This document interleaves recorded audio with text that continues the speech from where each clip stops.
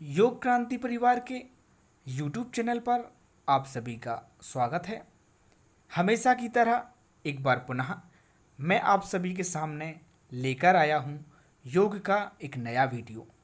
लेकिन शुरुआत करने से पहले आप सभी से कहना चाहूँगा कि यदि आपने अभी तक हमारा चैनल सब्सक्राइब नहीं किया है तब आप सब्सक्राइब कर लें, साथ ही साथ लाइक करें, शेयर करें और कमेंट भी करें। बेल आइकन का बटन भी दबा लें ताकि सारे नोटिफिकेशन आपको सही समय पर मिल सकें। यूजीसी नेट एडमिट कार्ड के साथ आएगा सेल्फ डिक्लेरेशन, ये डिटेल देनी होगी। इस तरह की news the university dot in website पर डली हुई है। The university dot in website जो है यह यूजीसी एवं यूनिवर्सिटी से जुड़ी हुई सारी अपडेट देता है और अधिकतर जानकारी इनकी सही और सटीक होती हैं। इन्होंने ही यह जानकारी डाली हुई है।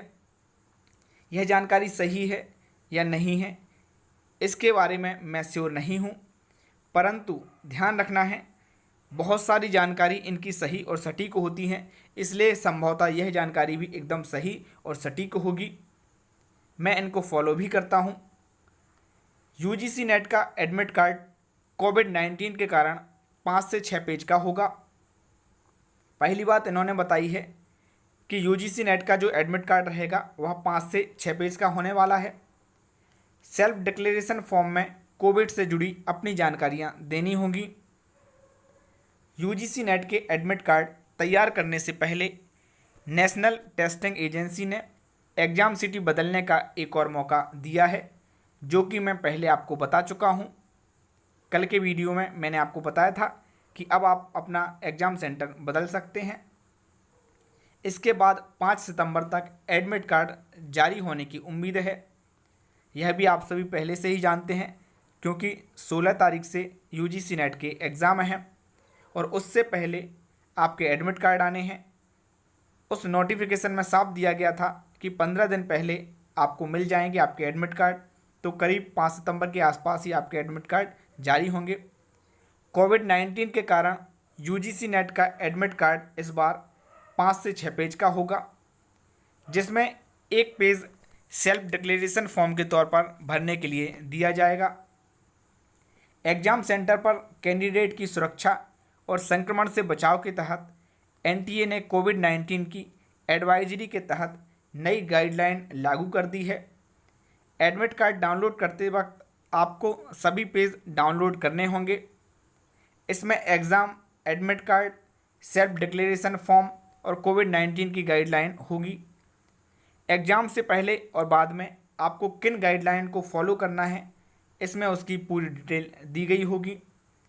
सेल्फ डिक्लेरेशन में आपको कोविड-19 से जुड़ी जानकारी देते हुए उस फॉर्म पर अपना फोटोग्राफ के साथ बाएं हाथ के अंगूठे का निशान और अभिभावक के हस्ताक्षर कराने होंगे।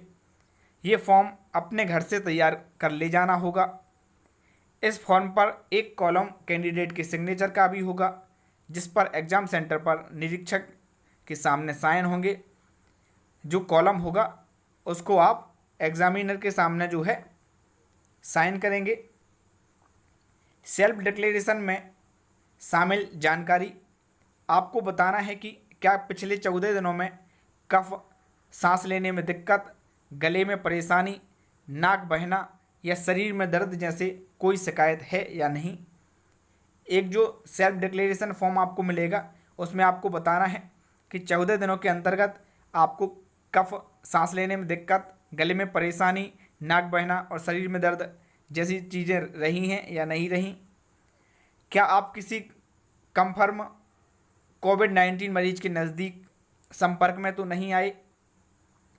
यह नज़दीकी संपर्क का मतलब है कि मरीज के 1 मीटर के दायरे में 15 मिनट तक रहना। आप किसी संक्रमित व्यक्ति के संपर्क में तो नहीं आए हैं, यह आपको बताना होगा। अगर नहीं तो आपको बताना है कि आप किसी मरीज के संपर्क में नहीं आए हैं और ना ही आप अनिवार्य रूप से क्वारंटाइन में रहे हैं।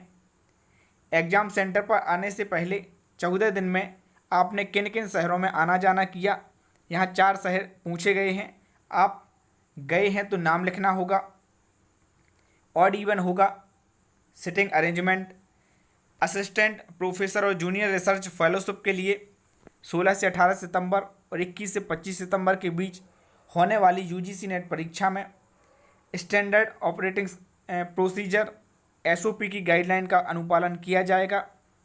एसओपी के तहत एग्जाम सेंटर की कंप्यूटर लैब में एक कंप्यूटर छोड़कर बैठाया जाएगा। सैनिटाइजेशन की प्रक्रिया में इसका फ़ायदा उठाया जाएगा। कोई कैंडिडेट पहली शिफ्ट में जिस कंप्यूटर का इस्तेमाल करेगा, दूसरी शिफ्ट में उसका इस्तेमाल नहीं किया जाएगा। इस तरह कंप्यूटर के ऑड इवन नंबर को सिटिंग अरेंजमेंट में लागू किया जाएगा। इससे संक्रमण का खतरा नहीं होगा। जो व्यक्ति पहले कंप्यूटर पर बैठेगा उसके बाजू वाला कंप्यूटर जो है वो खाली रखा जाएगा और अगली शिफ्ट में वह भरा जाएगा। 2 सितंबर तक कर सकते हैं करेक्शन। गृह मंत्रालय की ओर से 29 अगस्त को जारी अनलॉक 4 की गाइडलाइन में एक राज्य से दूसरे राज्य में जाने की छूट दे दी गई है। इसके चलते अब बहुत से कैंडिडेट की लोकेशन में फिर बदलाव हो सकता है। इसे देखते हुए एनटीए ने एक बार फिर यूजीसी कैंडिडेट को एग्ज़ाम सिटी बदलने का मौका दिया है। इसके लिए 2 सितंबर तक करेक्शन विंडो खोल दी गई है। कानूनी पहलू को भी ध्यान में रखते हुए एनटीए ने मनपसंद एग्ज़ाम सिटी चुनने के एक आखिरी मौका आपको चुनने के लिए दे दिया है। गृह मंत्रालय ने जो अनलॉक 4 की गाइडलाइन जारी की है उसके अनुसार यहाँ पर बताया गया है कि बहुत सारे लोग जो हैं राज्य भी बदल देंगे, सिटी भी बदल देंगे। तो आपको एक बार और चुनने का मौका दिया है कि आप एग्ज़ाम सेंटर चुन सकते हैं 2 तारीख के पहले। अभी के लिए बस इतना ही। धन्यवाद।